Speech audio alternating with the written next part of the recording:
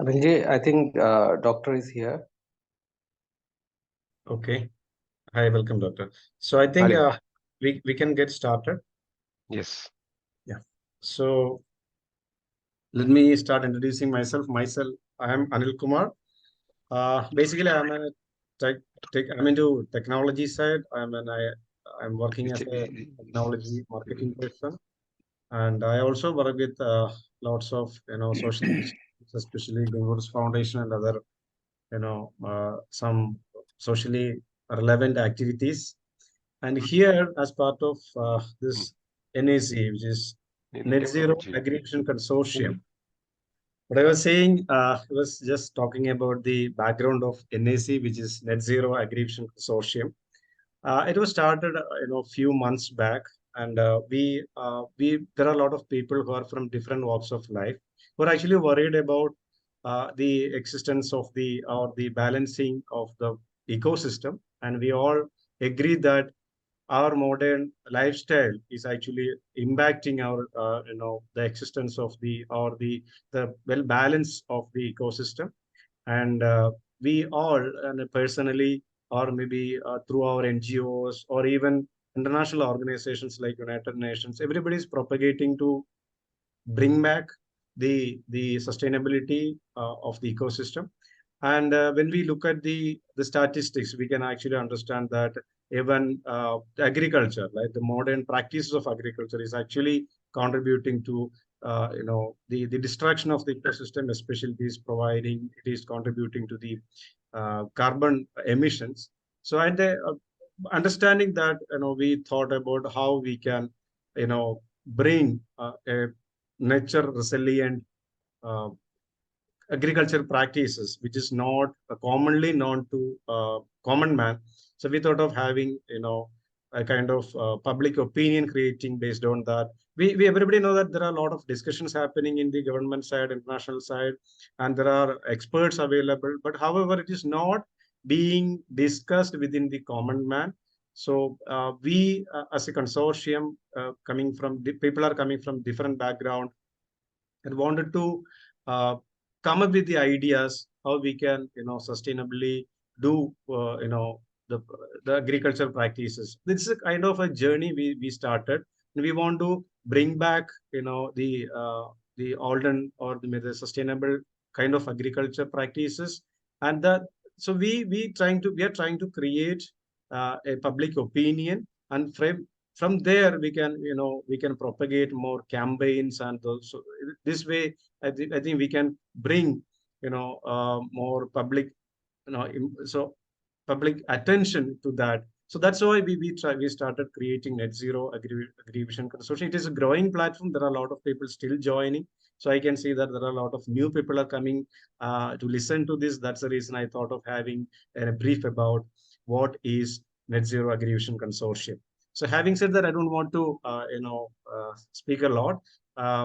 Here I would like to invite Varghese Matthew for giving the welcome speech. So over to Varghese, sir. Namaskaram. Good evening to all. I am Varghese Matthew from New Delhi, associated with the Green Cross Foundation.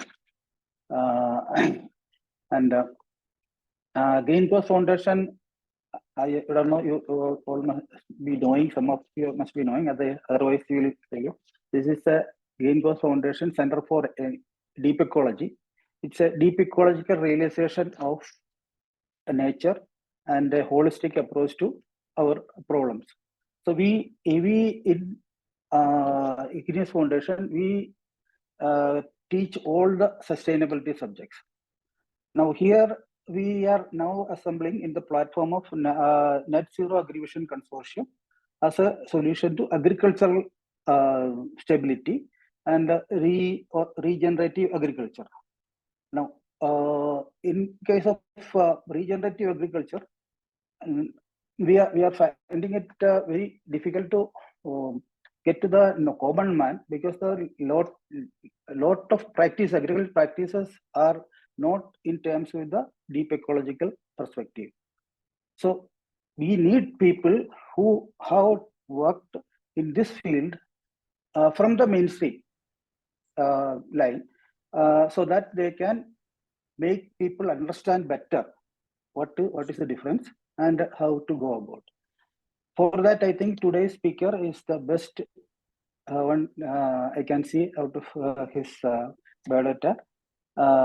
He is a veterinary doctor from the mainstream science, but he converted philosopher into nature's philosophy. Like he's worked for 18 years in his veterinary science as a doctor, and then left it and got into natural farming. And then he is associated with Eco-Village, Google Dam Eco-Village, and other ISKCON projects and all farming projects. I think he is interested in propagating regenerative agriculture. And today, for speaking the holistic farming, he is best suited in this aspect. So I am inviting him for the speaker, speaking about the holistic farming, and also invite all the participants from the foundation as well as from other associates of NetZero AgriVision Consortium to have good listening and good understanding. Welcome, Dr. Sreekumar. Thank you.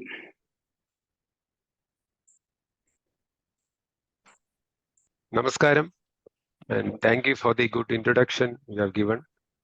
And thank you for inviting us to give the talk here in such a community where you are looking forward to find answers to the problems that we are facing today.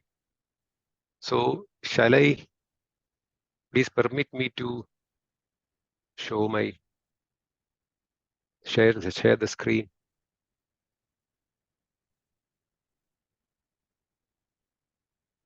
One minute.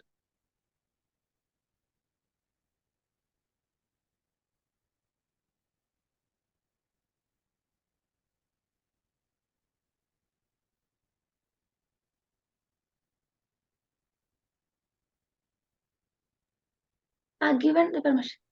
Okay.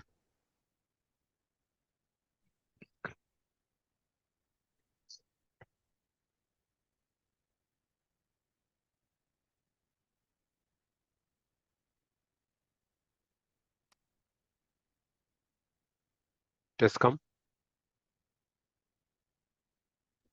Yes, sir. Yes, yes. Just come. So now we have to go to this.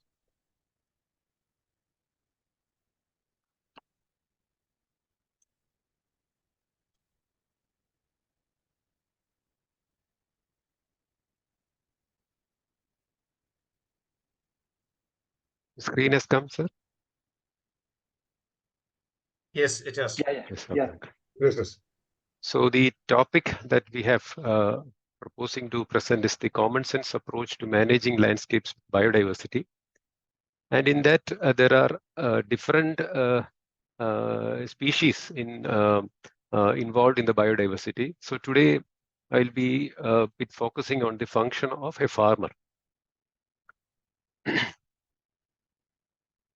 Before going into the topic, as being a veterinarian, I have to present my context, or what is it that I am supposed to be doing, my Swadharma as a veterinarian.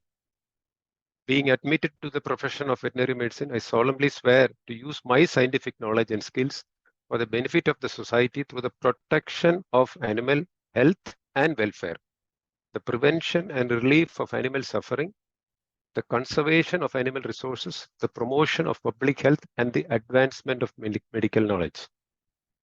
I accept as a lifelong obligation the continual improvement of my professional knowledge and competence. So I will have to be in tune with my context, that I have to work for the animal welfare and for the welfare of the public. So that is what is expected of a veterinarian. So I will do my best to meet the context. So the context for the presentation today is, how do we want our life to be? actually want our life to be. So we have made an holistic context here, believing that I don't think anyone will be outside this. Everyone will be wanting this type of life. That is, how do you define the quality of life? How do we want the family? We want stable families, living peaceful, healthy lives in prosperity and physical security. So all the points that we will be discussing today will be to achieve this. Spirituality, we want to perceive our own spiritual or religious beliefs. We want to live on fertile landscapes that can provide abundance of nutritious food, clean air for all life forms. Education, we want real education that gives us the skills to achieve all the above. That is what is written above. The family, spirituality, food, water, air, that the education that gives us the skill to achieve all of them and simultaneously ensures real wealth. What is the wealth?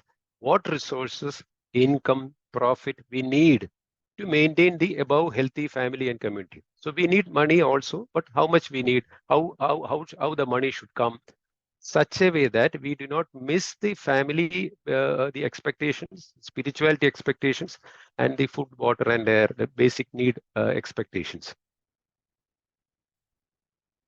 So for us to have that quality of life, that which we described previously, and for us to generate that income and profit to live that quality of life, what would our environment 500 years into the future need to look like? And for that, how we should behave? That is, how should our behavior be? Or how do we want, how everything has to come from the environment? How should the environment be today and the coming 500 years, so that not only us, the coming generations can also enjoy the same quality of life that we are looking for? So how should we behave? We need to behave on a foundation of ethical and humane behavior to all life forms. How? By understanding how the processes of an ecosystem function. So we need to be educate ourselves to understand how the processes function and how we and other life forms contribute to and partake from this healthy ecosystem. So we need to understand how each species that is there in the ecosystem function and how we all can put together and achieve the same. See, each and every, whichever life form we take, everybody is having the same context. They, even if it is an ant also, they want to live that type of life. So the earth is ours, but something we hold in trust for the future generation. So with that in mind, so this is our context. And so every slide in this will be in such a way that we will all be able to achieve this particular context. And I hope each and every person that is attending the session today will be also in tune with this context. Organic movement or regenerative agriculture, whichever it is built on a fundamental principle that the birthright of all living things is health. This law is true for the soil, the plant, animal, and man. The health of these four is one connected chain. That is, healthy landscapes gives healthy food and fiber, and from that comes the healthy profits, people, and healthy planet. So this is a link, it's a connected chain. It's not separate, it is one only, but it is connected. Everything is connected. So any weakness or defect in the health of any earlier link in the chain is carried on to the next and succeeding links until it reaches last, namely man. So now it will what the function of a farmer. So for the farmer, before that there is an plants, animals, and the environment. So all these things are connected. Anything that happens to a previous link, that is carried over to the succeeding links. That is what a chain is. So the widespread vegetable and animal pests and diseases that we see today, and even human diseases also, are a great failure to the health in the planet. Sorry, in the plant. That is second. That is the second part is the plant and the animal links of the chain. So there is something wrong in the plant thing, and the animals that consume are also getting the disease because the previous link is damaged. As a consequence of this failure in the plant and animal links, there will be impairment of health in the human population also. That is in the fourth link. So since it's a connected chain, whatever we see in the plant kingdom will be carried over to the next consumers. So this general failure in the last three links, that is the plant, the animals, and the human beings, is to be attributed to the failure in the first link, that is where it starts, the soil. the undernourishment of the soil is at the root of all. So where the everything originates, and that is where, if that has gone wrong, then naturally the other succeeding links also will be affected. This is the basic underlying principle in organic movement. But it is not the soil, it is itself. It is the soil life that's the most important element. That is where it is affected. And the soil carbon, what we say, we look into the soil carbon, is actually a measure of the soil life biomass. So if you say that the soil carbon has increased, it really means that the soil life has improved. It is their dead microbial biomass, necrotic biomass, and the living biomass, and whatever they have exuded is what actually constitutes the soil carbon. So if you want to increase that, then naturally the soil life has to improve. So now we understand from the introduction also that we are facing some issues. And we do hear many projects which says we want to be sustainable. But then if you're trying to be sustainable, do you want to be sustained at such a degenerated stage?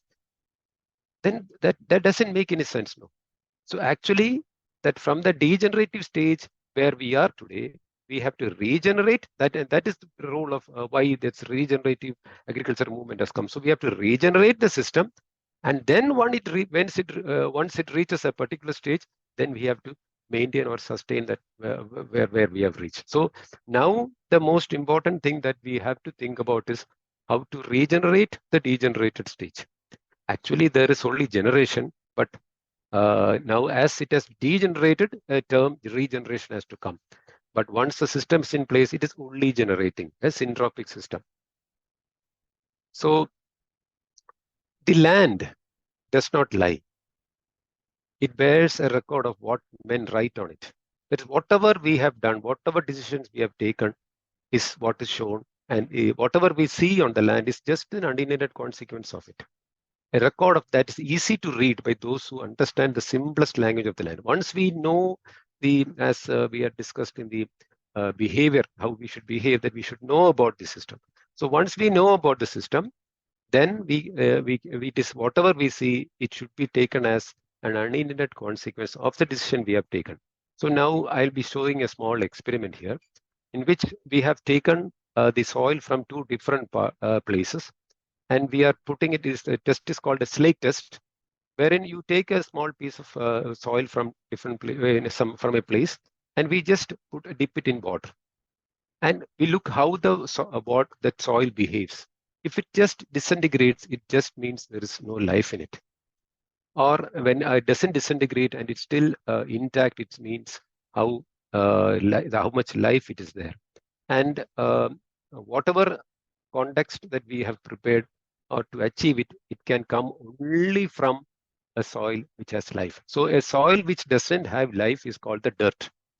So on this side, the left side, you'll be seeing the soil that has been got from a place where the present paradigms or the present decision-making farmer who has taken decisions, then is farmed a particular way, and what has happened to that land, how that soil behaves, and but another soil which has come from a place where the regenerative principles are in place.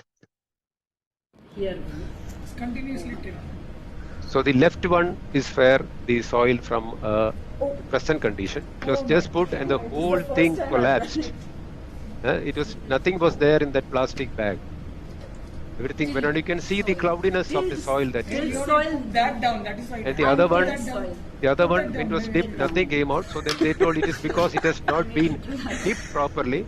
So they try to dip in, but still you see it is only the aggregates that just fell down, but it is still intact. And they kept in that this particular program was for 2 days. And these 2 days, nothing happened to the soil on the right side. Bubbles are there. And the left one, that movement itself is gone there. Yeah, we can see. So, if we have to now decide Soil life. which one do we want, which one can take us to the context we want, which is from which soil can we get the quality of life we are aspiring for. Here. And see, it's called the elephant in the living room. all that is written on the elephant is what happens when we live on the soil that was seen on the left side, or the not soil, the dirt. And these are all unintended consequences of our decisions, and that is what is converting the soil into dirt. And is there anything written on the elephant that we have been able to solve? It is still going on, you know. So aren't these problems faced today the unintended consequence of a decision taken by us in the past? So we may say a pest, just take one, the pest, oh, it is because of that particular insect. So we are blaming the insect. But everything that we try to blame with respect to the written terms on the elephant, actually we are blaming the resources that is there in the nature. How can a resource be a problem? A resource can never be a problem. It's a resource. So it is only the decision that we have taken that has taken us, or all the things that we are facing is just an unintended consequence of a decision that we have taken. If you agree to that, then we should understand every decision that we take is always influenced by a paradigm or a mindset. For example, I'll say we are trying to spray a pesticide. So I'm going to take a decision to spray a pesticide. So there is something that is influencing me to take that decision. That what is it? That a pest will destroy my crop. So I have to kill the pest. So that is what is influencing me to take a decision to spray the pesticide. So then if our decisions are the cause of the problem, aren't our decisions influenced by the paradigm or the mindset we have? So actually, what is the cause of the problem that we are facing today? It is our mindset. That we see it in a particular way. So decisions follow our mindsets. So to solve these unintended consequences, if anything you want to solve that is written on this elephant, we need to shift from the mindset or the paradigm that influenced our previous decision. That is, we sprayed a chemical or something, be it organic or inorganic, to kill a pest because of the belief that the pest has come there to destroy it. But in the organic principle, we understood that a plant, if it is being attacked by a pest, it is because of the previous problem. That is because of lack of soil life. So then, in that case, by changing from an inorganic pesticide to organic pesticide, in which way is that product going to be good? Because already the soil is gone. So we need to understand that unless and until we change the paradigm, that a pest, or there isn't anything called pest, and that insect has come actually to remove the problem from that is there. And now we have understood that an insect has a digestive system that looks for non-structural proteins and free amino acids. They are looking for it, and that is their food. And so any produce that has been grown in such a way that the produce is harboring a lot of non-structural proteins or free amino acids, that is the food for these insects. But if you grow it the right way, following all the principles, then that produce will not be having that much free amino acids or non-structural proteins for them to eat. So today, if we believe that, I have killed the pests and I'm going to eat that particular thing, I did it organically, still that produce is not good for human consumption. It can be good for human consumption only if the proteins and the carbohydrates and the fats are in the structural form. So when can that be? It can be only when there is sufficient soil life. So anything that we do, so we need to change that paradigm, that an insect doesn't come to remove, it comes to improve our health. So in that case, our decision changes. Okay, so I have to now take care of the soil, not control the pest. So then only our decision can change. Otherwise, all that we have done is we have changed from an inorganic pesticide to an organic pesticide, but still we are eating the diseased food. Hope that is clear.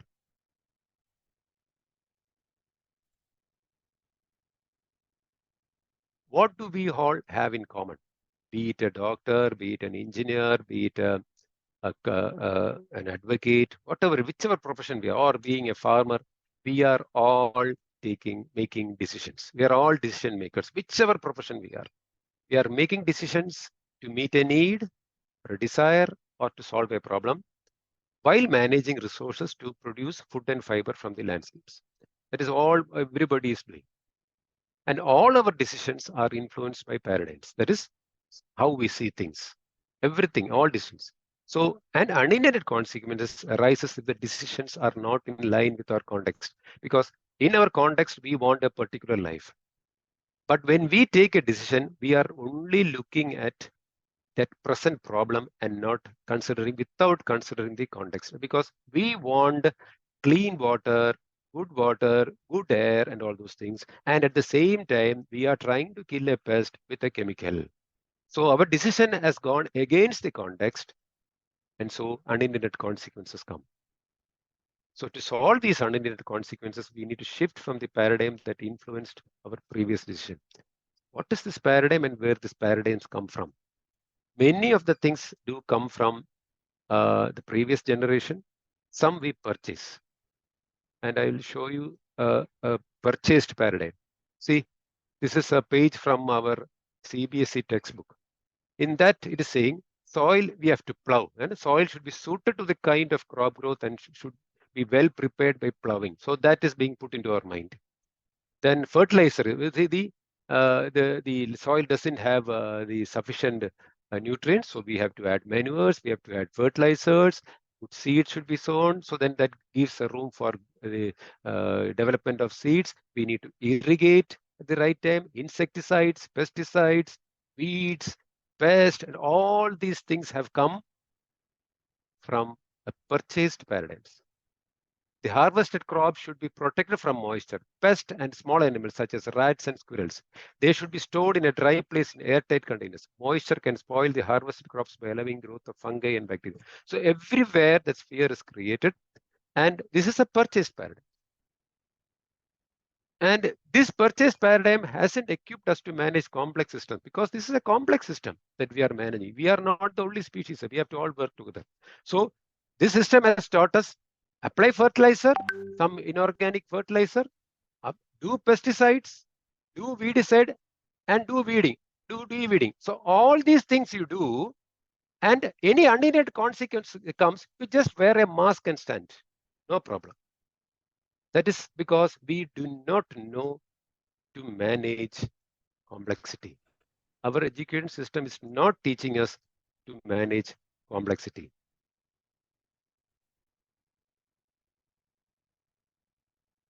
Human species are the only species without a predator. We don't have any predators. And the only predator we have is our mindset. All other species are our resources, because wherever we are trying to kill, they are actually our resources. And the only predator that we are owning is our mindset. No other predators are there for human beings.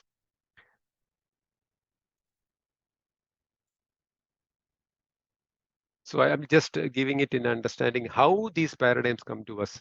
That is, when a group of scientists placed 5 monkeys in a cage, and in the middle a ladder and banana was kept on top. So what will the monkeys do? Naturally, they will climb and take to train the. That is a natural instinct that everybody has. These monkeys have. So they all try to go up. So what the scientists or the people who create the paradigms did is, every time a monkey went up the ladder, the scientist soaked the rest of the monkeys with cold water. So if one monkey goes, the other monkeys are soaked with water. So after a while, every time a monkey went up the ladder, the others beat up the one on the ladder, because they understood that this water is being sprayed on us. This water is coming up only when this fellow climbs the ladder. So that is the mindset that they are developing.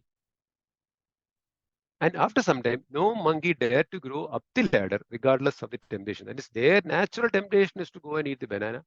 But because of that spraying of water and the mindset that they created, they were all resisting from climbing the ladder to eat the banana. So then scientists then decided to substitute one of the monkeys. The first thing this new monkey did was to go up the ladder naturally. Immediately the other monkeys beat him up. See, here there is no spraying of water, nothing. The new monkey did what, because he's not influenced by the paradigm. So he straight away tried to climb the ladder to eat the mango. So the banana. All others beat him up. After several beatings, the new member learned not to climb the ladder, even though he never knew why. Because he has been told not to climb. Like in the book, it's told, no, you have weed, pest. So like that, something is being put, no, you have to do this. So he also doesn't know why. A second monkey was substituted and the same occurred. The first monkey participated. He also participated in the beating for the second monkey. A third monkey was changed and the same was repeated. The fourth was substituted and the beating was repeated. And finally, the fifth monkey was replaced. So now it is a set of new monkeys, but no one is daring to climb. What was left was a group of 5 monkeys that, even though never received a cold shower, continued to beat up any monkey who attempted to climb the ladder. If it was possible to ask the monkeys why they would beat up all those who attempted to go up the ladder, I bet your answer would be, I don't know. And that's how things are done around here. Does it sound familiar? Each and everything you decide. Even in cooking also, you have to use oil or something. Why? Because it has been used by the previous generation. That is just me. Why do you want oil? No answer. Why are you putting jeera, or why are you putting mustard? No answer. It's just being followed. So never let your education limit you from learning new things. And we have to open our minds, question all these things that are told as traditional, because we may be just following the traditional stupidity. And where have we reached? Following those things, we have reached a stage wherein we are all with ill health. So there is something that has to be questioned. So this is how paradigms come into us, and this is how we follow. Many of the decisions we take, see, every problem that you face is because of a decision, and the decision is always influenced by a paradigm. And any problem you take, in your day-to-day life from today onwards, you see any decision or any problem you take, you will be able to identify a mindset that has influenced that decision. Never blame a resource. So few of the acquired paradigms that we have got is, one is protein paradigm. There is something called protein.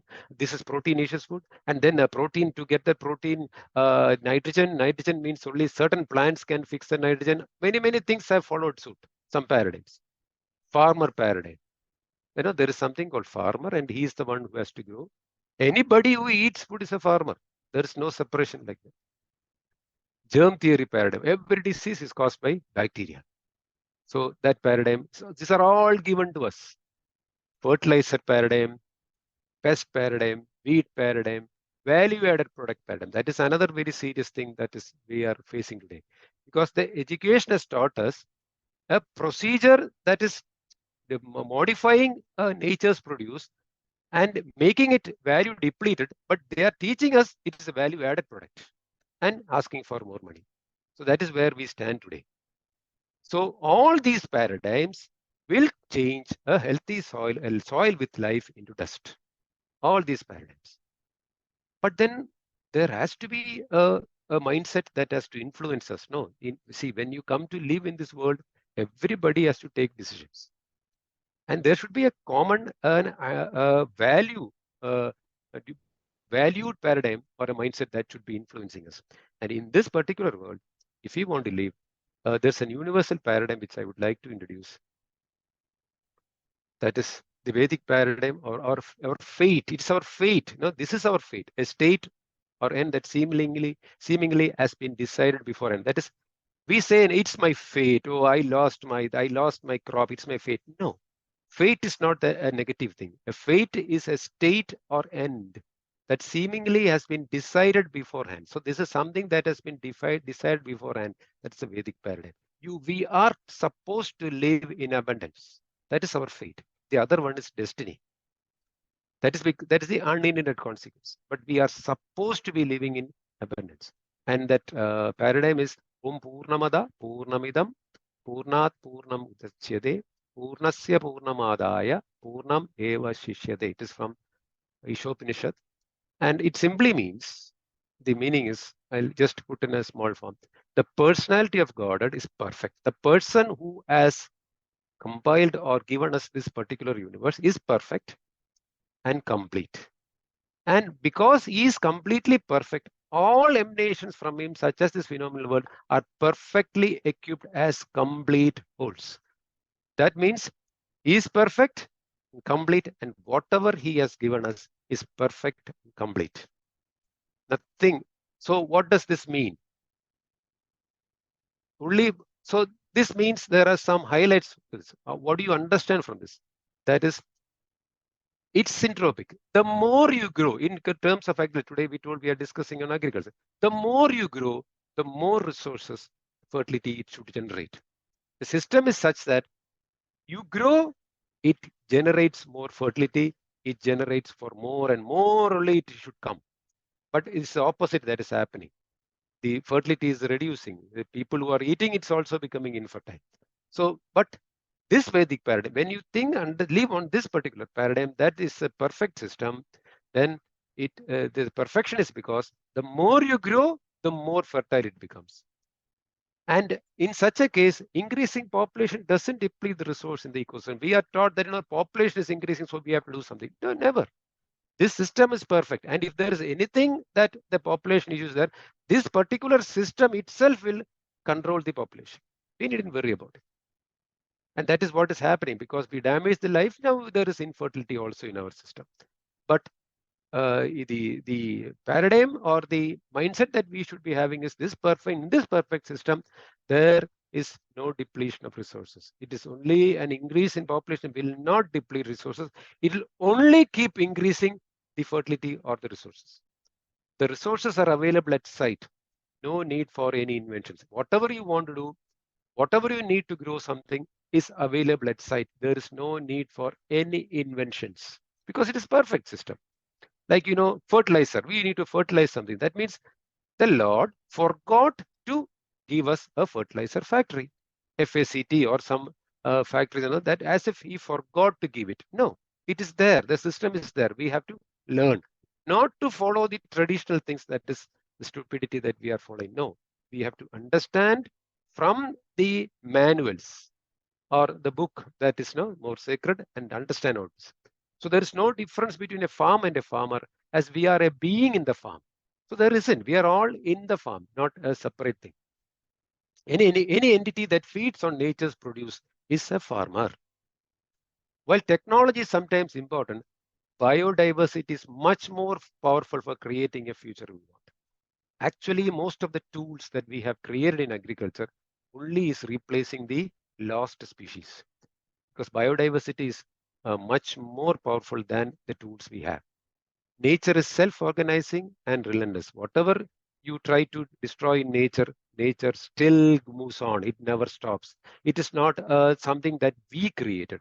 A machine is something that we created, or a computer is something that we created. Any part of it fails, the whole thing stops. But with respect to nature, it is not like it self-organizes and continues. So that's the difference between what we have made and what the supreme authority has made. And there are no parts in this complexity. Thinking in wholes is critical to making better decisions. We have to think as a whole and not in parts. So this is the highlight of this paradigm.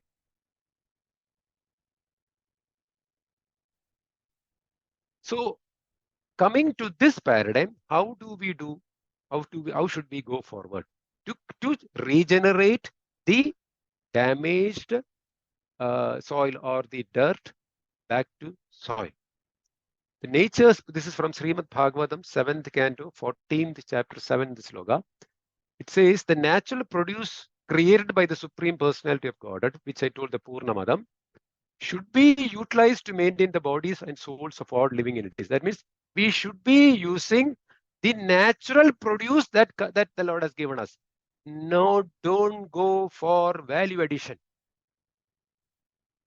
See, when you go for value addition, then this cannot be applied. You will face more unintended consequences. But if you are relying on this nature's produce and living on it, then the necessities of life are of three types. All that we need to live on nature's produce are those produced from the sky, those produced from the earth, and those produced from the atmosphere. These are the things. So now just imagine, see how beautifully it has been given in these books. So what is it that we need? From three places. Which is the process that is you are doing with the help of that coming from that ray, from the sky, from the atmosphere, and from the soil? It is called nothing but photosynthesis. That is exactly what we need. And for doing that, what do we need? We need the plants. So a living soil has the 4 ecosystem process in place. That is, a soil which doesn't disintegrate when put in water has the 4 ecosystems. That is the 4 ecosystem process that happen in a soil. So I will not go into each process. Instead, I will give you in a nutshell what it really means or how we can put it into practice. What is energy flow? All the sunlight that falls free. See, we learned in the previous sloga that it is free and is given by him in the perfect system. In the Purna, it is there. So all the sunlight that falls free on our landscape is prevented from hitting the top millimeter of soil by a diverse types of plants year round. That is what we have to ensure. Then energy flow is there. So by diverse type of plants, photosynthesis, and then naturally the process will be in place. So we shouldn't permit, our decisions should be such that we will not permit any ray of light fall on the top millimeter of soil where the soil life is. We won't permit. Second one is water cycle. All the rainwater that falls free on our landscapes is prevented from hitting the top millimeter. That is, you should never allow the raindrop to fall directly on the landscape. It should be intercepted or prevented from hitting directly with the what? By diverse types of plants year round, 365 days, not for a particular time, year round. Then, that what is nutrient cycle? All the diverse biomass that I'm not calling a particular crop, everything that grows is collectively called a biomass. All the diverse biomass that comes on our landscapes after the free rain is not exported outside our landscape. Everything, the leaves, everything has to fall there itself. It has to fall there itself. No importing. That is like, after a crop, we do give away the paddy straw and all. No, it shouldn't happen. It should be recycled there itself. All the other things, it is more deep into, we have to go that in another session we can, but we need to understand that it has to be recycled there itself. And the fourth part is the community dynamics. It simply means the biodiversity and succession. We need to understand this much only. Human beings, since we cannot understand or we are not taught to manage the complexity, but we should have the consciousness of the biodiversity, biodiversity. Or we should be conscious about the complexity. And then however we try to manage a landscape, wherein we try to grow crops, the maximum we can do is polycropping. We can never create biodiversity. Biodiversity has to come from biodiversity itself. Biodiversity means each and every species does the seeding. See, now when we do, we are the persons who do the seeding. And if anything other than that comes, we remove it. So what will we will end up, see, many gardens, if you see, garden means a fruit garden or whatever it is, you will see that it is full of plants or trees that gives food for human beings only. And that is called monocropping. That is cropping for one species. It is not cropping one species. It is cropping for one species. That is what is monocropping. So we can maximum we'll do 5 more crops. So it is still only polycropping, not biodiversity. Biodiversity needs the birds have to seed, many animals have to seed, the wind will bring some seeds, Birds will bring some seeds. We also have the authority to seed. And then only biodiversity comes forward. So biodiversity grows itself. It feeds itself. One will eat the other one, like that. It feeds itself, heals itself. That is one issue. It will go and eat some other herb, and it heals itself, defends itself. That is everything. It itself defends and houses itself, because you see birds make houses from another plant. So everything biodiversity does. That is what community dynamics is. So when these four things are, in place in a particular land, the soil you take from there and you put it in water, it will not disintegrate. It will be intact, and it will be positive for this lake test. So these things have to come in place. So this, when it happens, it will feed and grow the micro and the macro life on the soil. There is plenty. It is innumerable. More than the stars in the sky, you have life on the soil. Different species, 84 lakh species, and in huge numbers. So it is the soil life biomass that constitutes the soil carbon. We need the soil life especially the microbes. Their necrotic mass, that is dead mass, and whatever they have exuded, that is what increases the soil carbon. So the more you feed the life, the more carbon it comes.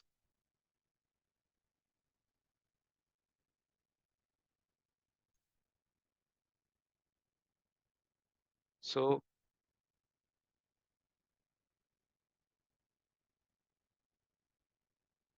when this feeds the micro and macro life, and thus it converts the dirt into soil. And there is no life without soil, and no soil without life. So this is how the soil can become. It is through plants. It is with the resources only available, natural resources, as told by in the text. This is how it happens. So there are no parts in nature. We are environment. See, just imagine, when we look into this picture, there is a human form there, but actually it is full of life. And our sight is such that we don't see this form, but we see only the human form.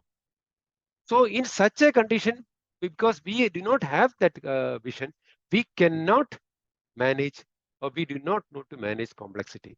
We will reduce everything to what we see. But what we should be understanding, we should be conscious that this is not the real picture.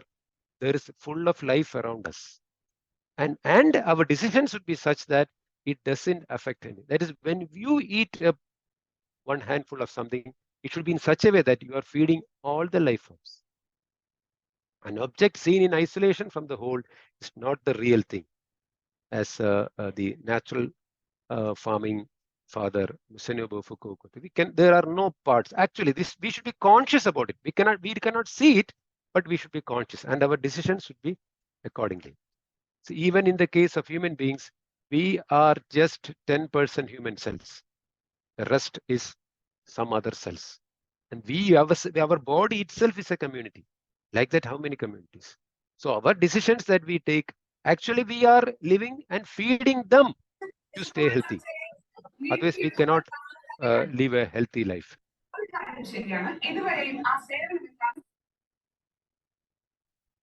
So only a conscious, that is, we should be conscious about how the real picture is, shall have the skill to manage complexity in our ecosystem, because our vision is reduced. So instead of being anthropocentric, that you are the center and everything is for me, we have to change it to that all decisions made simultaneously considers the well-being of all others. We are also a being in the whole beings. In that understanding, if you take a decision, then that decision will be to meet our context. So in the coming parts, this will be the meaning of these sentences. That biodiversity means all the life forms moving and not moving in our landscapes. Livestock means all moving life forms in our landscapes. Monocropping means growing crops for one species. It's not growing one species, growing crops for one species. Wealth is some natural resources available to us. It's free. The homes that shelter us, and the closeness of our ties with one another. It's not only with human beings, with all other life forms. And agriculture is farming fertility while trying to grow food and fiber for all the beings in our landscape. Allow other cohabitants the space and peace they require. Remember, their needs to life are as pressing as ours.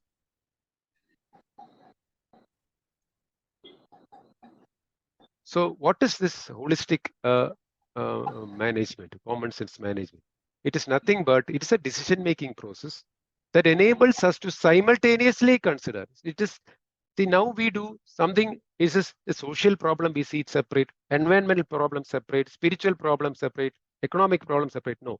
In common sense or holistic management, we see all these things simultaneously.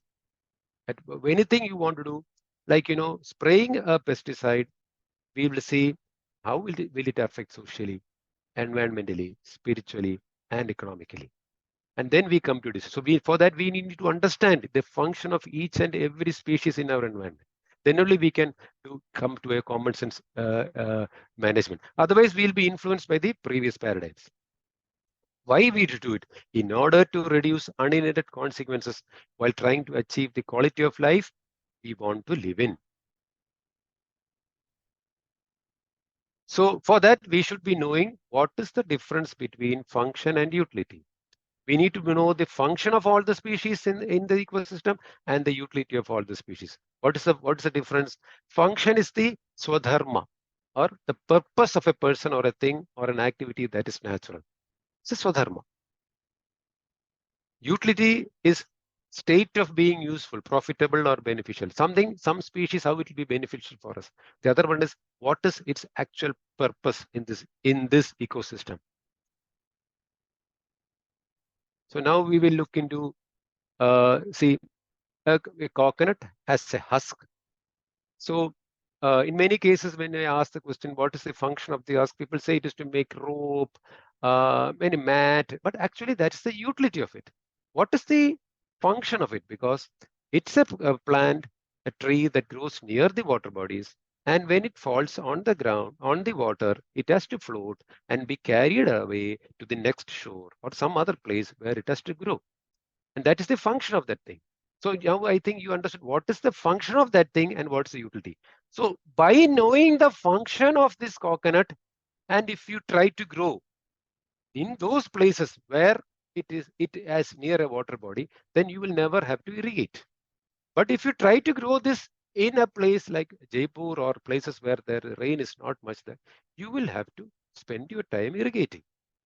These are all input that is needed. These inputs arise because we are not using that particular thing for its function. Same way, what is the function of herbivores? It is something that we are managing. We are domesticated. Their function is to move, mob, and mow. Move together because they are all herd animals. They are not separately moving. They all move together. That is mobbing. That is herd. And they mow. Mow means eat the herbs or the plants and recycle it. This is their function. And collectively called animal impact. This particular process is called animal impact. And the utility that we have fixed on them is either for milk, meat, or traction to pull some cart. That is the utility. It is not their function. Their function is to move, mob, and to give animal impact into the ecosystem. And what is the function of the udder in the case of cows? It is to feed the calf. But we see it as something that gives us some proteins or something to nourish. So I hope you have understood the difference between a function, utility, and with respect to herbivores or livestock, this is how it is. So the utility should come only after the function, or the function should be the utility. When a natural resource is not used for its functions, it leads to the diminishing of the said resource and hence unsustainable. The more you use a thing for its utility, you will see that particular thing being grown as a monocrop or something we will be doing, and that will end up in that particular resource is difficult to grow. We need a lot of inputs to grow, or some issues will come. But if you are able to know the function of each species and then grow it or then utilize it, then There will be no need of any inputs, and then only that thing will be profitable. Like, the function of all herbivores domesticated, whether it is sheep, goat, it's grazing. That is, eating, sleeping, mating, and defending is the function that every species does. And all happens simultaneously with grazing. And that is their Swadharma. Everything, when they do, all these things happen. Defending, mating, sleeping, eating. Together they do. And this is what their function is in the ecosystem. We cannot separate this function and just go straight to utility. And then you will face the unintended consequences that we are seeing today. See, we have classified the utility of cows as, to pull the bulls are to pull the cart, the cows are to give milk, and this is how it is. If that was their function, then they wouldn't have reached the garbage. They wouldn't be eating the garbage now. No one is there to take care of them or ending up in the garbage, living with the pigs. This wouldn't be the situation. Because we do not know their function. We have seen only their utility, and as a result of which, they are a headache for us today. It's only because we do not know their function. And then even with regard to milk, what is the definition of milk? It's a fluid that is secreted by the mammary glands of female mammals for the nourishment of their young. A healthy mother will have sufficient milk for its baby. Any mammal. There is no better food for any young mammal than its own mother's milk. This is a common thing. That is the function of milk. And why is it that order is there? It is an organ designed to produce and offer a newborn calf easy access to its mother's milk. It is not something designed for us to sit and milk. No, that is our utility, that we are finding that it is sufficient, easy for us to draw the milk. But the function why it has been kept there is it is easy for the calf to come and drink. If you have observed a calf that has been given birth, it immediately stands up and goes there without any education that is needed. Samely, no education, no degree, it goes, it knows where to go, and it starts drinking. So then what is the function of cow's milk? We have understood the function of udder and the milk, but what is the function of cow's milk? What we have seen is the utility that it has the protein, it can give calcium. These are all utility. What is the function of cow's milk? It is to grow the calf, that is a newborn calf, to 10 times its birth weight in 9 to 10 months. That is, if a calf that is born with 25 kg, it has to become 250 kg in 10 months. It can be any time between 7 to 11 months, but average I'm taking it as 10 months. It has to reach 10 times the birth weight. For that, it has to grow. That means it will grow more than a kg per day, 1.3, 1.7, or minimum of 1 kg is there. That is their growth potential. That is the function. Why it has to grow that way? So that by the time that it completes it is weaned, by the time the mother stops giving milk, it should become an adult. That is the function of cow's milk. That is to attain puberty by attaining 65 to 70% of the mother's weight in 9 to 10 months. That is the potential of that milk. We human beings have a milk that can provide only 25 grams per day, the child average. And this milk has the potential to give more than 1 kg per day. Just imagine what will happen if you consume that milk today. The way we consume, it's not that we cannot consume, but the way we consume today, where will we reach? Our puberty age will come down and menopause age will go far away. That is exactly what is happening today. So, and this milk, as far as the calf is concerned, to ensure a meaningful, disease-free, healthy life. This is the function of cow's milk. But unfortunately, because of the acquired paradigms that we have acquired, these calves are separated from their mothers and starved.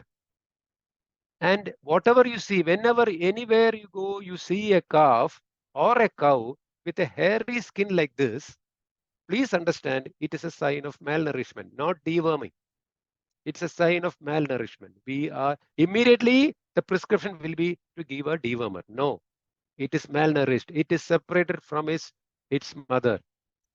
Every drop of milk available for purchase today, whichever brand, it is a result of separating the calf from its mother. There is no excess milk in the market today. It is only because the calf has been separated from its mother.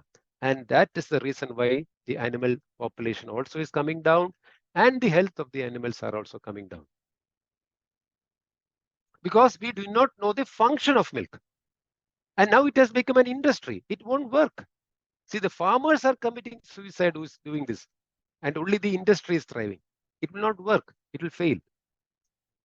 And what is the consequence of separating the calf? That is also given in the Vedas. Milk forcibly drawn, derived forcibly from cows. That milk that is forcibly drawn, that is by separating the cow and the calf and drawing it, is poisonous. Let's see, there is a definition given that that milk is poisonous and leads to innumerable, incurable diseases. It is given there, clear. In the manual, the Purna manual, it is said that if you draw it forcibly, because the function of that milk is not that. So if you consume a milk which has got the potential to give 1.7 kg per day to a person who is having the potential to grow only 25 grams per day, it will lead to innumerable, incurable diseases. And that is happening today. See, this is to prove that a calf will grow 1 kg per day. This is a calf which is 4 months.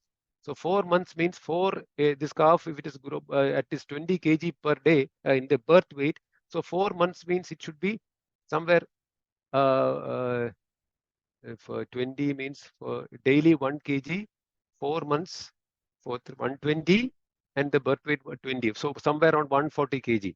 But this is only 40 kg. It is 4 months because it is now it is the photo, it is there with its mother, but it has never touched the udder.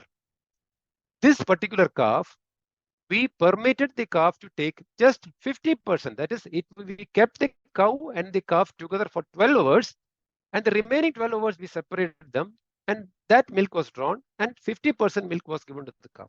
The same calf in 3 months became like this. It went to 180 kg. More than 180 kg, just in 3 months. The same calf when it was fed milk. That means it is a proof that it will grow. Some more proofs. See, this is in another place where, see, these are actually gir cows. You know, gir cow, it has to be red and it is not supposed to. See, all are having the hairy coat.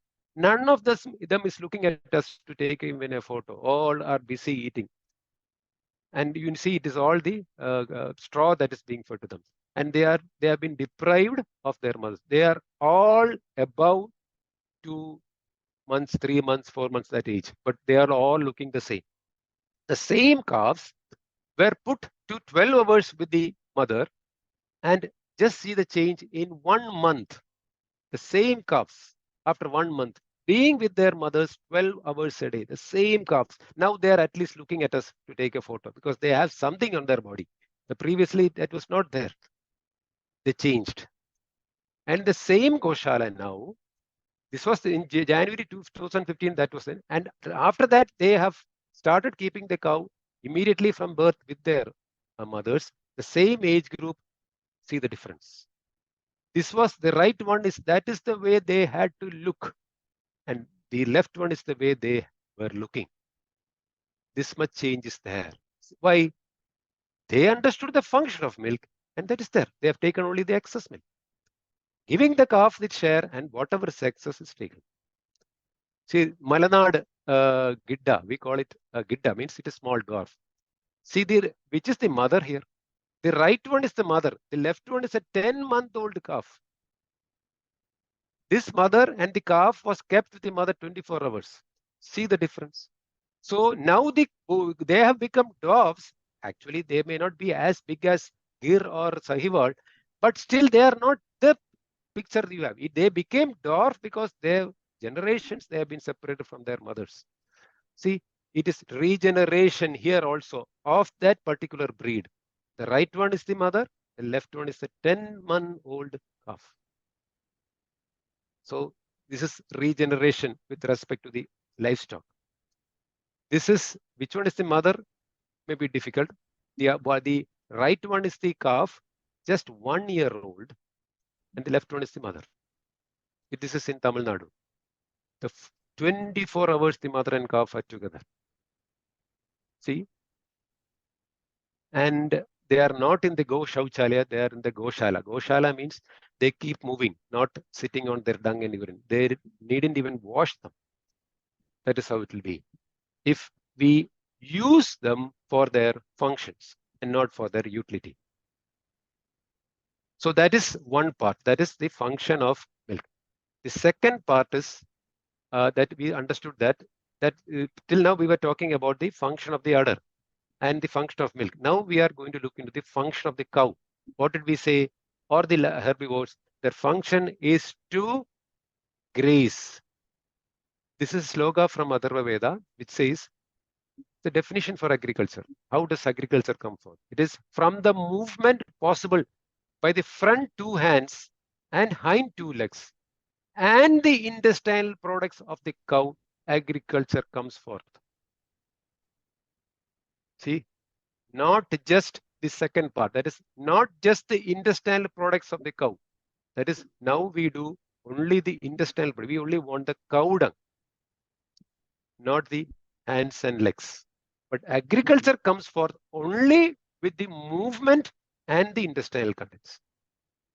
So it is a total different thing. So now we will go into cow, what is cow-based farming and dung-based farming. What is happening now is dung-based farming, not cow-based.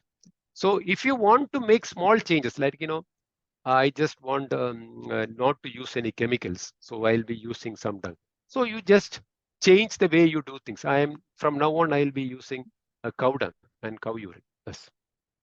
But if you want to make major changes, the other one is some small change. If you want to make major changes, you have to change the way you see things. That means not utility, but the function. Then the picture is different. You shift from dung-based farming to cow-based farming. There are many slogas which says that in dung-based farming, there will be pest attack. But in cow-based farming, there will be no pest attack. So then only the protein that is formed in the fruit or the vegetable will be complete proteins. Only when it is cow-based farming. So what is cow-based farming? See, this is a group of bisons, natural movement. What are they doing? They are building soil. How? By moving, mobbing, and mowing. Three things happen. What is it? They are nibbling the tip of the grass. They are dunging and urinating on their food itself, trampling most of the grass that is there, and bunging up. So many things happen with this. It is collectively called the herd effect. This many number of animals as a herd is moving together through an area where they are eating, and they are passing stool and urine there. And once they finish that area, they might have trampled many of them down. They've eaten and also fed many other lives. So what will happen to this particular area once they cross this? It'll be full of dung and urine, and tomorrow they will never be able to eat from that area because the cow will not eat where the dung has fallen. So then where will they go the next day? Naturally, they will be going to the new area. So when will they come back to this previous area?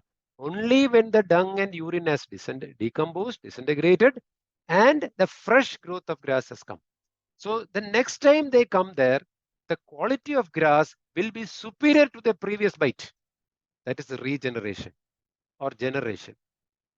The other one, if you keep the cow coming daily there, nothing will grow there. That is degeneration. That is what is happening now. It's called overgrazing. This is grazing, and what is happening now in our system or over years is overgrazing and not grazing. This is a short time and moving.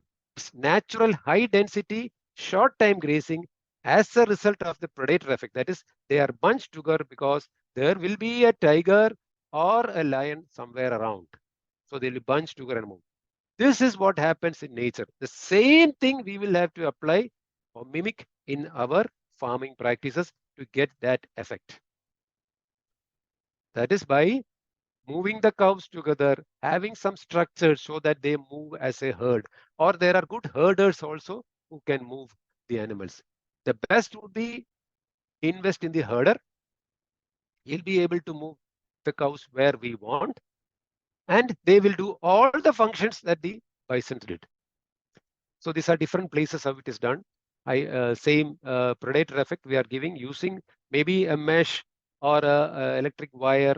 Portable wires are there, not the AC, DC type is there, or a herder, whichever. I'm not saying this is the one you have to do. All that I want is I want them to move as a herd, calf, caboose, everything as a herd. So building soil with dung and urine by moving, mobbing, and moving. See, in a dung-based farming, actually you are not getting that much urine. But in this system, all the dung and urine you are getting at the site. That is why it is previously told, resources are at the site. See, when they early morning they go for graze, when the night they come, they are kept in a particular area. It's called crawling. Put them all together in an area. So in that area, all the dung and urine falls.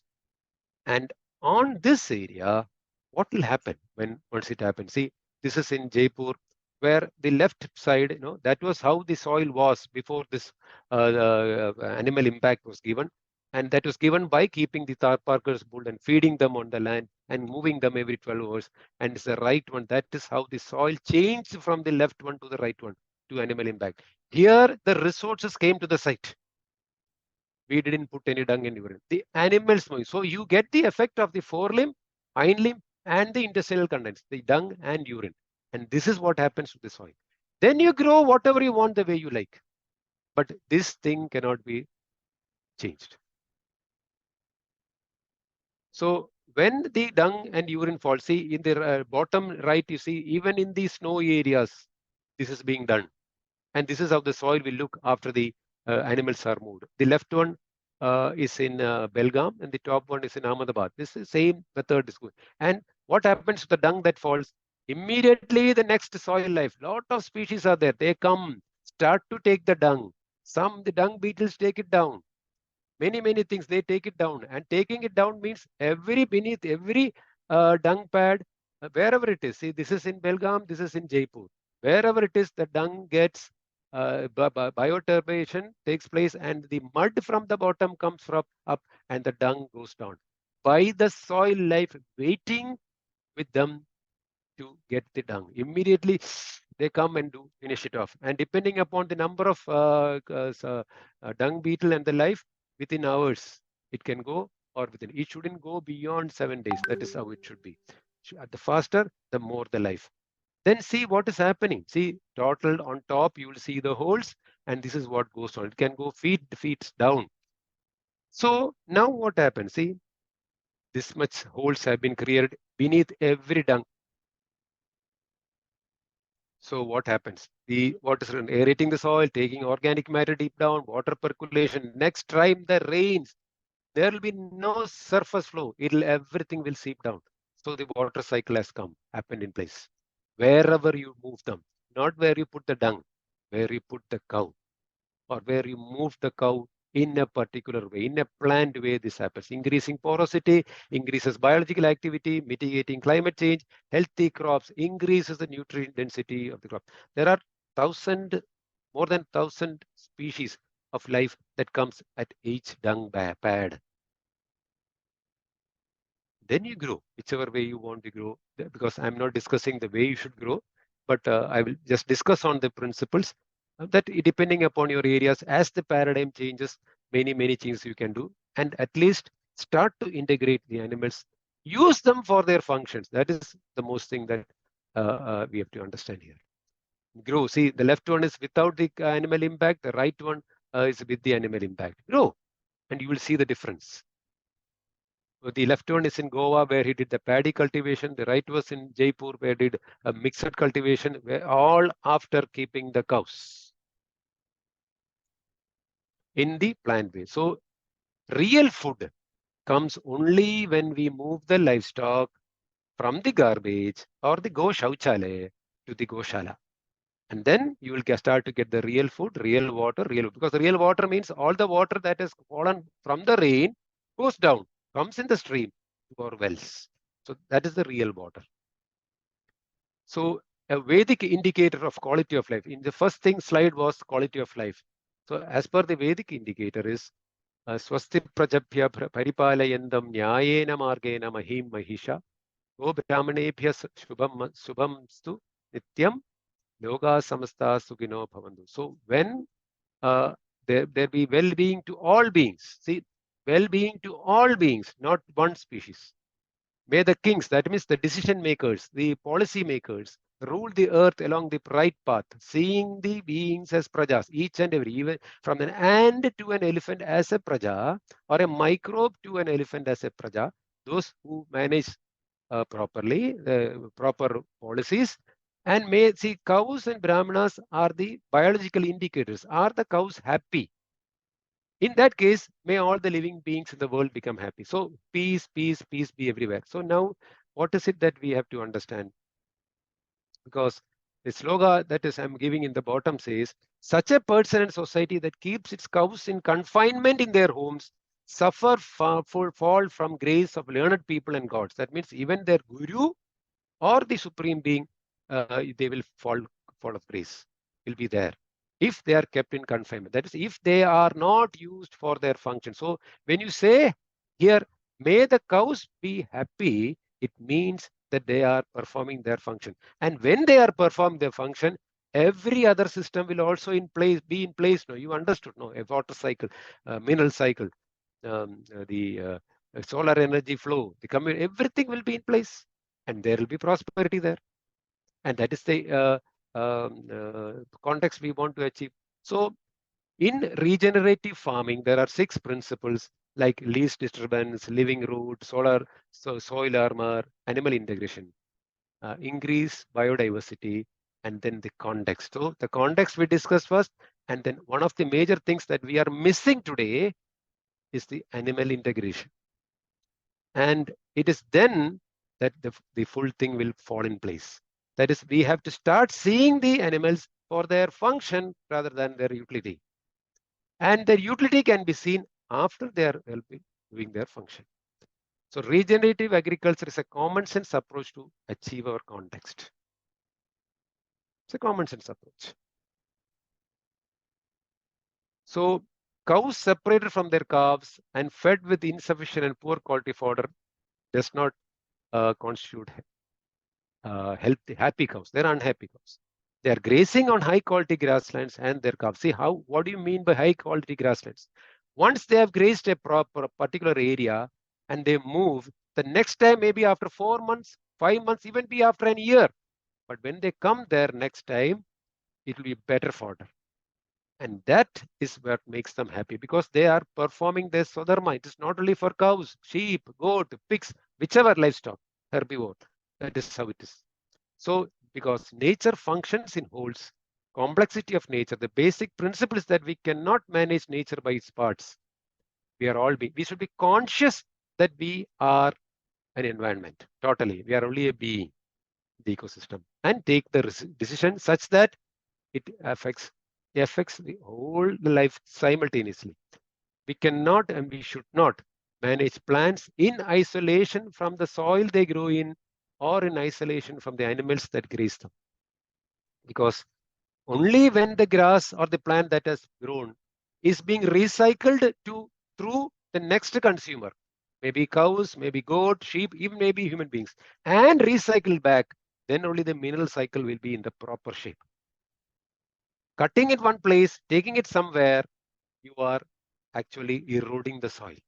It shouldn't happen. They should come there and eat. So that needs planning. Where to do, how to do. The planning also is needed. So all species being in nature are designed to function with the whole in center. Decision taken without considering the context and the complexity of nature leads to unintended consequences. That is the elephant in the room.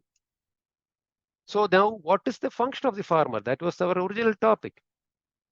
As a driver who knows the function of all the parts in the car and he drives the same way, it is just orchestration. We have all the resources at site, and the person should be fully knowledgeable about each and every species, conscious about species, and he just manages the species function as a musician orchestrates the orchestra. That is all. That is the function. He needs to know that, and then only he can do. And managing or orchestrating the function of the living beings and other natural resources to achieve abundance, not scarcity, without depleting the resource. That is the function of the farmer. And we are all farmers. Whoever eats is a farmer. And we are all part of it. And we are all decision makers. And our decisions, any decision you take, for whatever purpose it be, it shouldn't be affecting the 4 ecosystem processes: the water cycle, the mineral cycle, the community dynamics, and the solar energy flow.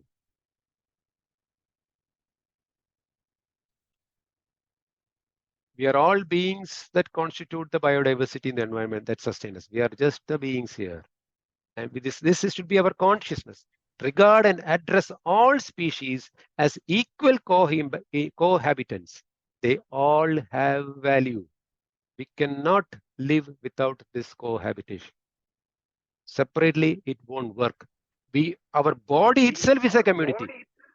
All around us is a community. And not only human beings. See, when we say community, we are thinking human community. No. That is because of our reduced vision that we think that we are going. No. We are everywhere there is life. And a person living alone in a place actually needn't be thinking that I am living alone. He shouldn't feel isolation because it's life around him that he should be able to at least consciously see. That much at least he should be doing.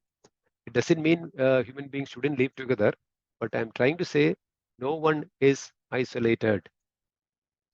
What is the outcome of it? If you do it this way, biodiversity increases, water quality increases, soil health increases, the food quality increases, profit and wellness will be in place. That is exactly our context. So real agriculture improves the resources it uses rather than destroying or depleting them.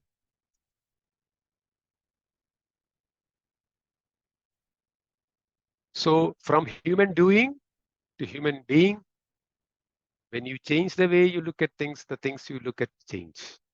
No problem that we have discussed, no problem can be solved by the same paradigm or consciousness or the belief that created it. We have to change the belief and then take a decision that will change or solve the problem. Thank you very much for patient listening. I hope I have not taken too much time, but now it is open for discussion if any questions are there.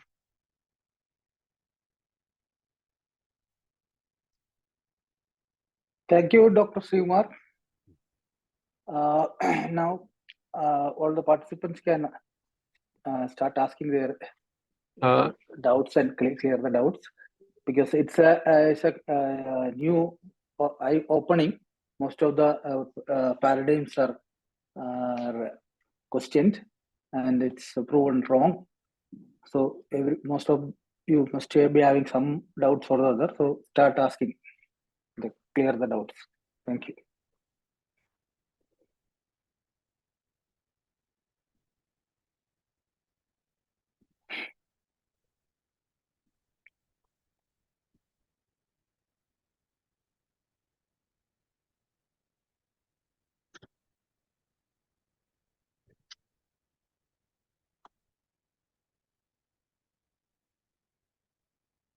Chat box.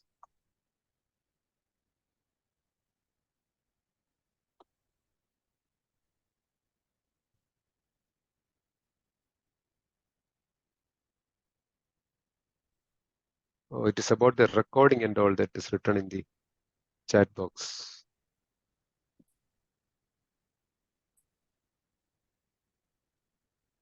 I think you can unmute and ask the question. Yes, one question was there. Can only cow's manure can be used? No, actually, see, it depends on which is the animal that you are domesticated. Actually, it is the best that you have the diversity. All the whichever time. See, our soil is made of dung of all the species, bacterial dung or whichever it is. It is a soil top 1 millimeter is full of stool only. It is not only cows. Any animal that we are, not only the animals that we are domesticating, many wildlife also may join. dung beetles are the seed that eats the stool. That is the only meaning. Now we have used the term dung. It is implying for all stools.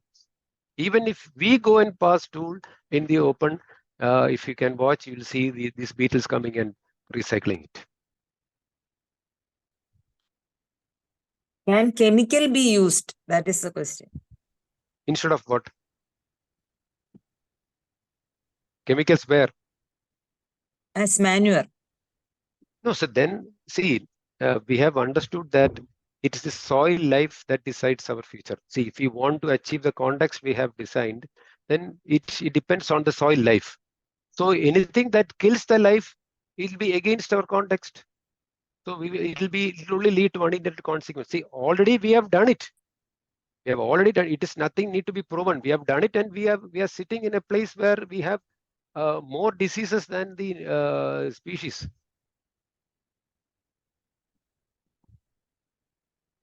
So that is already proven now that you will fail. It has only led to degeneration. Good morning, good evening. Yes. I have a question to ask.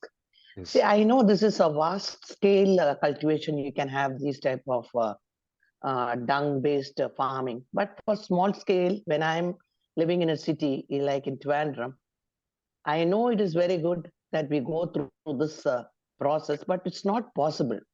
So how can that be rectified?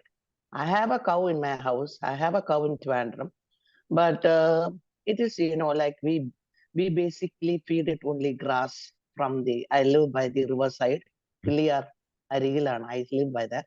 So we try to get the grass from there and give them only, it's a desi cow. So give them those, but then I use that dung for my farming, which is, I do only 5 cent or in the terrace farming. So the concept is very good, but I don't think it will be feasible for a person living in a city to follow this method. So is there any other option other than that? See, one thing that I would like to share here is actually there are many other things that should come to understand, to explain it, but I can give in an understandable form that the cows do not belong to individuals. It belongs to herders. So there's a herding community. Like you have Konar in Trivandrum, those areas, Konar. In the north, we have Rabaris, Gujars. See, it actually belongs to them. And actually, how it was happening once upon a time was that they start, now you see, the ducks are being brought, the sheep and goat in Palakkad, still we see that. So they come from one area to another. They just keep walking kilometers. And one day they will come to your property also. And whatever biomass is there, they will recycle and go. That was the system that was followed. We have reduced it because we saw the utility that either dung, urine, or the milk, and we have reduced it to my cows, my land, forgetting that they are herd animals. So now with the present situation where you are in, whatever practice you are doing is okay. That is the maximum you can do. But at least you should be conscious that this is the way it actually has to be. And I would like to change the name from city. City means a place where there has to be clean water, clean air, and clean food. But Trivandrum, I don't think you have clean air there. So how can you call it a city? It is a slum. I think it's much better than in other city, though. It's whichever not it so, is, it may be a little pregnant. That's all. Yeah, little. But I live in a. I live by the riverside. No, whether you are living. What you say. Yeah. I understand. So the slum is not the. We have to regenerate that slum by moving cows. But I know it is not practically possible in the present day city. At least the maximum that a person who doesn't have a cow or land but living in an apartment, there are certain things that they can do. From the class itself, that clue is there. At least for everyone who has the cow or doesn't have the cow or doesn't have the land, whatever it is. Something that you can do is please stop the use of value-added products. Keep away from value-added products. That itself will add to the fertility of the soil. madam, whatever you are doing is good to your present situation, but that is the maximum, madam. I don't have any other solution. Keep moving, because the land area that you have itself is very limited. Because for a cow, a minimum of 75 square meter is needed for a day for her to get her share of food. 75 square meters. So for 365 days means how much area a cow will need. And you don't have that. I don't have that. It's too much. Yeah. Or at least where there is two seasons of rain, maybe you will be able to graze them twice or thrice. Still, it will be 1/3 of that. No. So now, because we have reduced it, we are in that issue. We try to graze this cow. What happens is it's not eating that grass. It has come to a stage where it has to be fed. That is, we tried it. Because I have 75 cents of land near my house, which is by the river. And we tried to walk her to the bed and try to eat the grass, but she's not eating it. No, but can I ask you one question? Is your cow the only one that comes there? Yes, probably. So there are others who are growing. There are other people who have 10 and 12. But what I tell you is my cow, we have this cow not for the purpose of getting milk. Because it's a desi cow, it doesn't give milk at all. Occasionally for 2 months, then that's it. We finish it for 1 year, it doesn't give. We don't have any issue because I don't use milk, only this curd or whatever it is. But the others have cow, but what they is for selling milk. They have those cow, but they don't bring it out. It is all enclosed shed.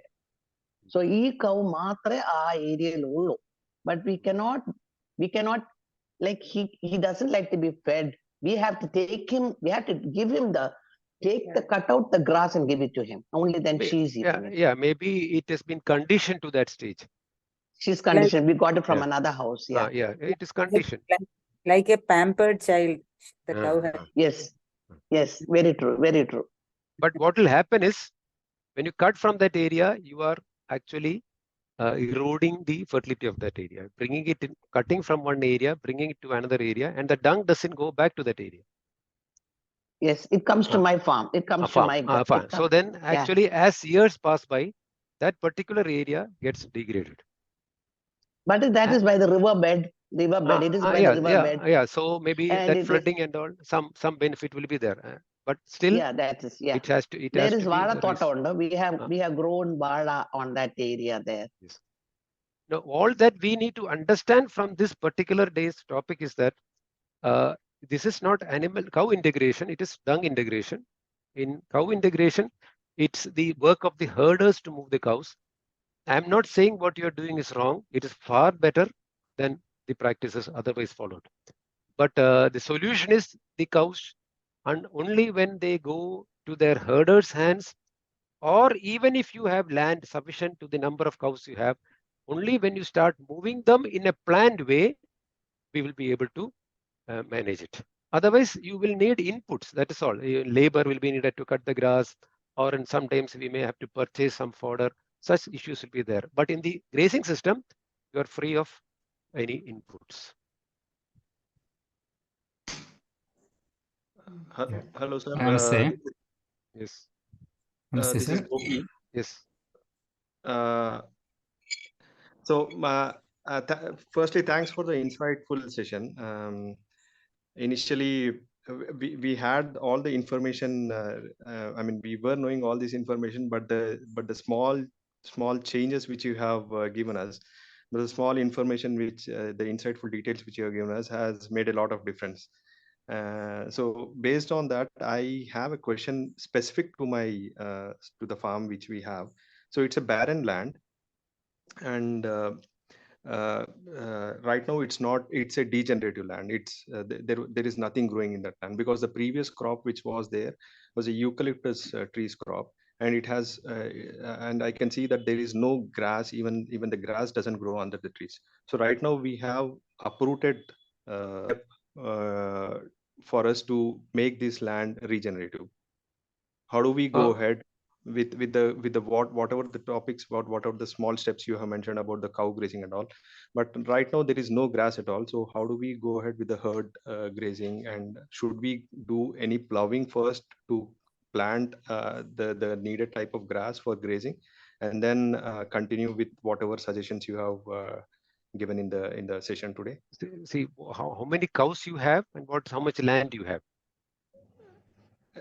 It's around 10 acres of land, and the How many? cows, it's just we are just starting to build up the cows now. Okay. So then what is happening to the?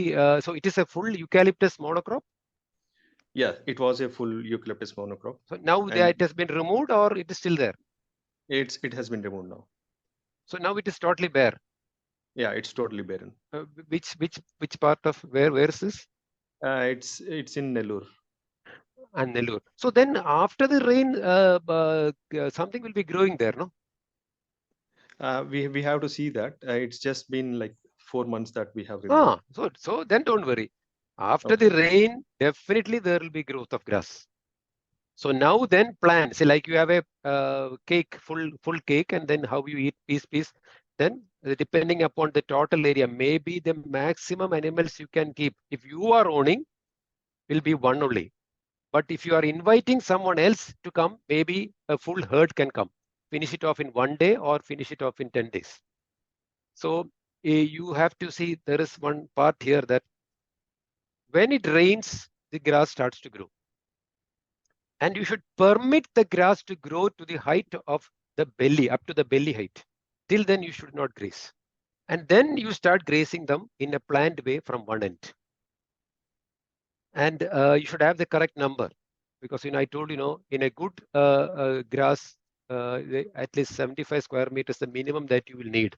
So we seeing the quantity of grass that has come, you have to plan the number of animals that can be kept there.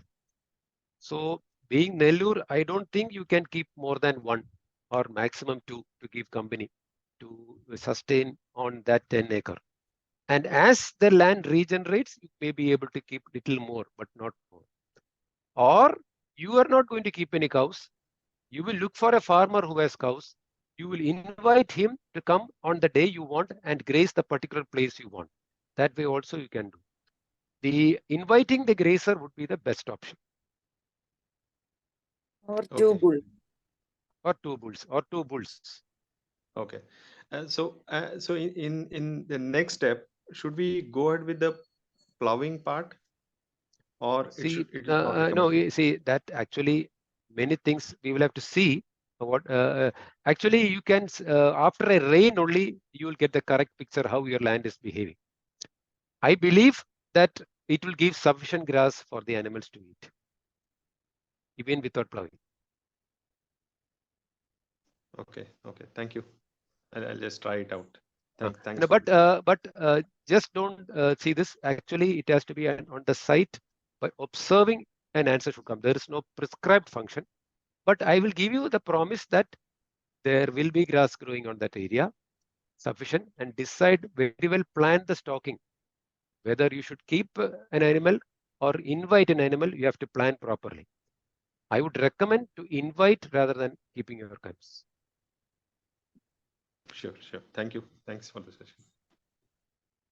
Namaste. This is Prakash, a natural farmer from Chittoor district.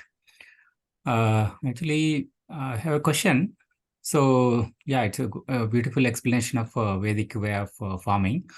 And are there any existing farms following these methods? Definitely there are. Near you, Aparna Mataji, this Chittoor is in your place, no? In your previous Andhra Pradesh, no? Aparna Mataji is there, is part of the program. Chittoor. Yes. Yeah, it is in, yeah. So if you can contact her and visit, you will be able to see it there, how these cows are being moved. She has got 135 acres and about 40 cows, and the system is in practice there. She's converting from the previous thing to this particular holistic approach. Okay. Can I have her contact information, please? Yes, Aparna Mataji.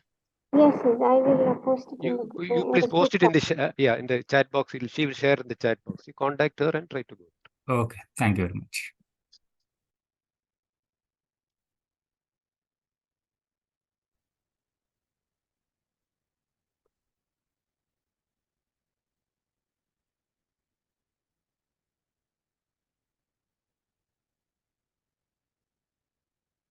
There is a question in the chat box from Mr. Pawan Kumar. But recent crops varieties are demanding chemical fertilizers. Without. Or can chemical? Okay. No. Actually, see, look at the context. You want clean water. You want safe water. So there is no room. Understand the paradigm, the Vedic paradigm, or the Om Purnamadam Purnamidam. He didn't forget to give fertilizer or a factory. It is an inbuilt system. The mineral cycle is the fertilizer factory. The same plant, the biomass of that particular crop or that particular plant, it's the fertilizer. If the fertilizer is not only the biomass that feeds the life, that life is the fertilizer. Needn't know, a chemical fertilizer will kill the life. It is already proven. See, there is even the mother's milk has become poisoned. Then we cannot repeat it again. Those days are gone. Think about the context.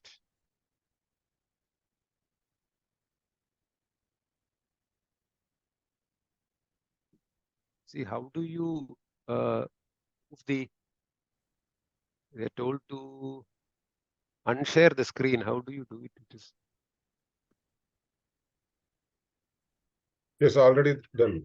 Done, okay. No problem.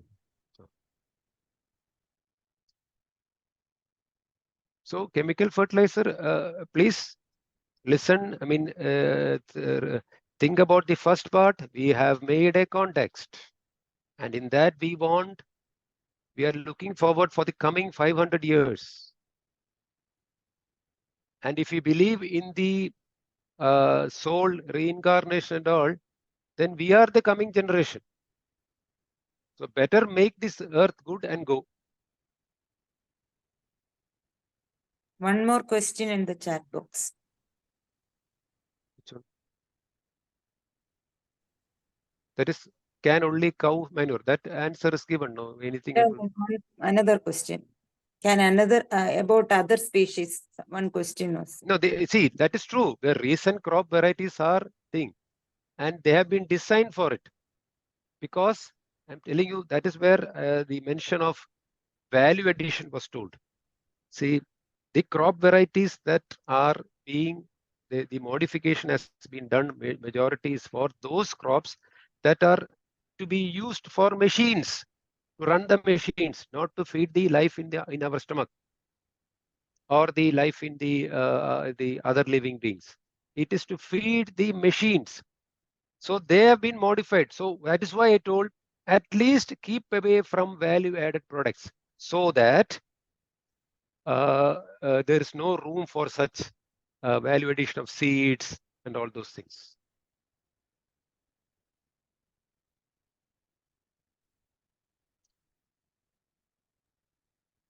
What about non-herbivores in the land? Can we farm with them? No problem. See, we want them also.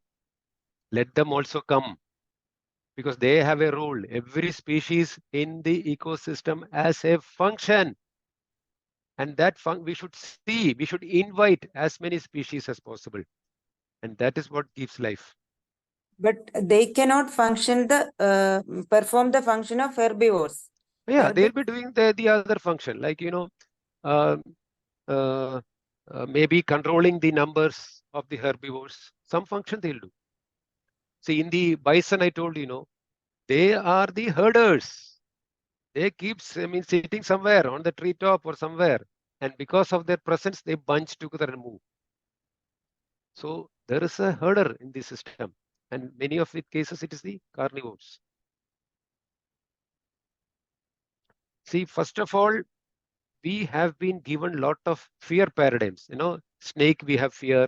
Tiger, we have fear. Everything we have fear. That how did we get it? It is from the previous generation who had the fear. So unless and until we live with someone who doesn't have this fear will not go away from us. I am also a number one person who got the paradigm of fear regarding snakes. And when I started living here also, I had the fear of snakes. But now at least I look at them. Because once I understood that they are also here and they have not come here to kill me, because what I got, the paradigm I got, that it will come and bite you, but they don't come and bite you. Maybe if you are disturbing them, they may do, but otherwise no. So yes, as Vasudhama Prabhu has told, the presence of the carnivore there is connected with their functions. So they have to be there. Thank you, Vasudhama Prabhu.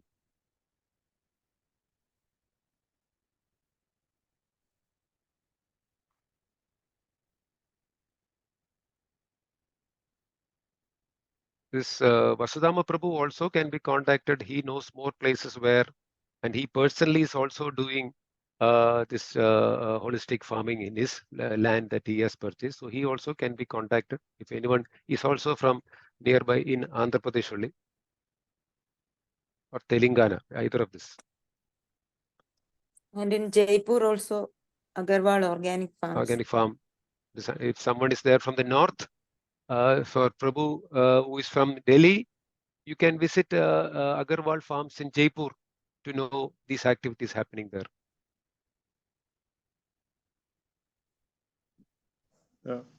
Can you please share the numbers? I mean, whoever has been named now. Yes, yes. Please. For Varghese Matthew, sir. So for you, there is a project in Jaipur that is going on, where you can visit. You can visit nearby, you know. So we will share the numbers. We will share the numbers. I have to share the numbers, I think. Yes, yes. Dr. Sreekumar, can you share the number, the group? Yeah, any such activities happening in Maharashtra? Maharashtra, see, there may be people, but who have not come forward to say that they are doing. No names coming. Many individual farmers may be there, but it is not big projects. Okay, okay.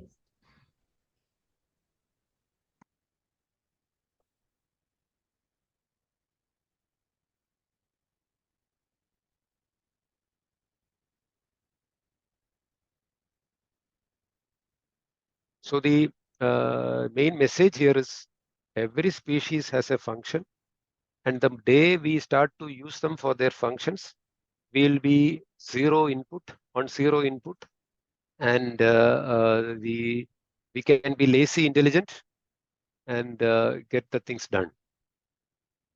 And for any person who has, whether he has land or not, at least by keeping away from the purchase of value-added products, you can be a part of the system. From this moment onwards, if you decide to keep away from any value-added products itself, you are in regenerative agriculture.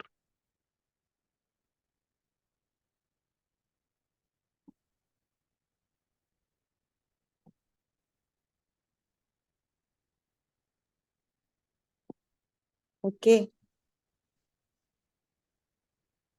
Okay, any more questions?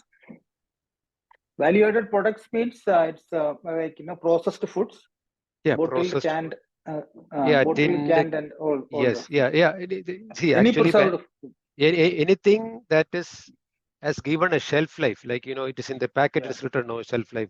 Maybe sugar, jaggery, all those which are not in their natural form, which has gone through a machine or some process.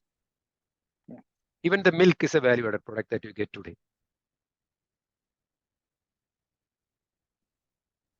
About sugarcane juice? That is a nature's produce. Yeah. That's a nature's produce. Use it. Yeah. Be happy to use it. See, when you use the sugarcane only, you will never need this much sugarcane, this much extensive. How many areas, how many dams, how many canals have been built just to maintain a sugarcane factory, a sugarcane or sugar factory. So, but if you are eating only the sugarcane, then this much is not needed. You will get more land which needn't be degraded or desertified. It's a good decision if everyone takes, and I will start using only the sugarcane juice. Good. What about grafted plants? Somebody is asking.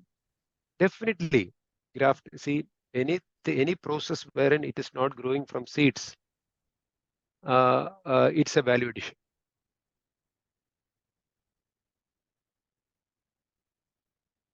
Like, grafted mango and all, that it immediately starts to grow from the bottom. It is only the branching that prevents the sunlight from falling at the base. So you will have a good area where nothing grows other than the mangoes. And if you have planted close by, then there is no provision for any grazing in that property. But if it has grown from a seed, a shoot comes and an umbrella on top. So you will see grass growing even near the trunk. So you are increasing the photosynthetic capacity of that landscape by sowing a seed rather than a grafted. So ultimately, it's a decision making. No, it's in decision making.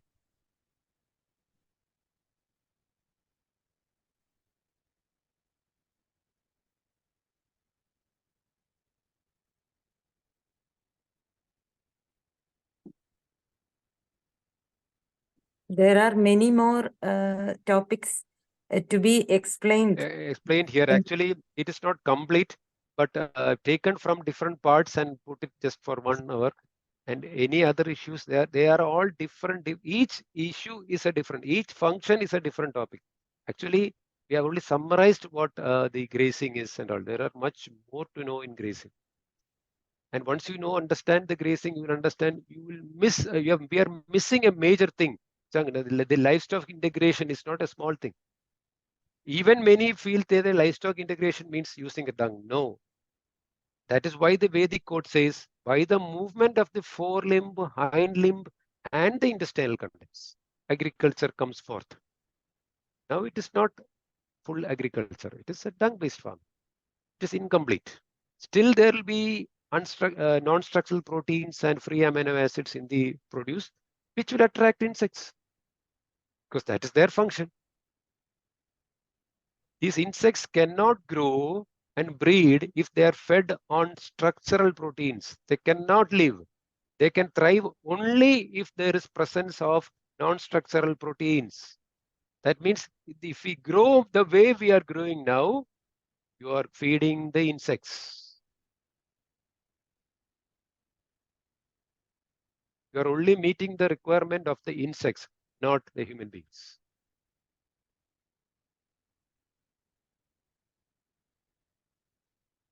So any following sessions after this?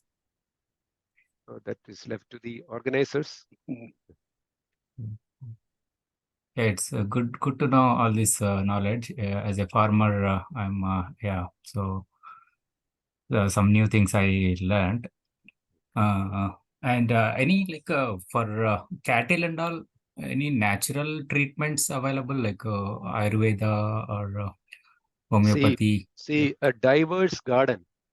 That is why I told if the biodiversity treats itself, heals itself, because it is the same biodiversity that has to deworm the cow. It has to feed, treat any diseases. See, first of all, if in a proper grazed situation and when they are performing the function, the only disease condition you will have to cure or treat is a wound. Nothing else. All the list of names that is now been given to us will never be there. Only wound, maybe a horn wound or some thorn has pierced in, only such things. No major diseases will be there. Not even deworming. For how many years now we have not dewormed any of our herds. So think about biodiversity rather than the medicines. Yeah. And see, in any case, even though when I say that if there is any need of help, there are resources that can help you with the Ayurvedic medicines or homeo medicines. That is there, but still I am showing you the other extreme, that you will only need medicines to treat a wound. Yeah, correct. And I need some suggestions like what grass to grow or so what See, the seeds are there in your soil. Provide the best environment. They will grow there. Don't go for any purchase of seeds. Okay. Just plan the movement of animals. The grass will keep changing every time the cow comes to that grassland for grazing. You will wonder from where this grass came. That is why Purnamadam Purnamidam. He knows it. It's a perfect system. Needn't bring from anywhere. Wherever we have tried to bring, you go for any seed, it will be crossbred. Because all the research has been to increase the height of the grass and all the volume of the grass, not the quality. So don't go for that. Plan the movement of animals. You will see the sufficient biomass on your land. Okay, thank you. Okay, I think we have exceeded the time. Yes. So Yes. we can stop the session. I'm welcoming Santosh Ji from Greenhouse Foundation to give the vote of thanks. Okay, Mr. Santosh. Namaskaram to all. Namaskaram. I'm Santosh Olympus from Palakkad, Kerala. I'm the director of Greenhouse Foundation Center for Deep Ecology. And it's my pleasure to extend my gratitude to Dr. Sreekumar to deliver us a wonderful, very wonderful session today evening. And it was really addressing a lot of deeper things. And we would call it deep ecology. And you were saying that Vedic agriculture, yeah, it's a, for me, it's a new name. You know, till you start saying about what to say, the regeneration of livestock. All other things we were describing in some other words and some other terminology and all. And we were calling it deep ecology, systemic thinking and other things, integral perspective, paradigm shift and all. But after that, it was really, really wonderful to give a great insight for all the farmers or those who love the soil, love the nature, those who are being inside nature, those who exist as nature. And due to this consumeristic, educated living system, we lost the spontaneous knowledge, spontaneous wisdom and all. But you were giving a real light to bring our attention to the real perception. Anyhow, we assure you all, not only to Sreekumar, to all the people over here, it's the need of the time. So we'll be arranging more sessions of Dr. Sreekumar and Dr. Sreekalaji on all these topics. We'll be arranging it in near future, because it's the real requirement of the time. More people need to be aware about all these things. So consider this program as the beginning of a new journey. So anyhow, I expect Dr. Sreekumar ji to give wonderful sessions in future. Okay. So I give you all my gratitude for coming over here to hear this session and give a greater platform for us to discuss about all these things. I'm extending my gratitude to the people, those who have extended their queries. By asking your queries, all the people, those who stay here, will be getting more explanations from Dr. Sreekumar. Anyhow, Greenhouse Foundation and the consortium extend our gratitude for all those who have attended this program. Thank you. Thank you for all. Namaskaram. Thank you. Thank you. Thank you.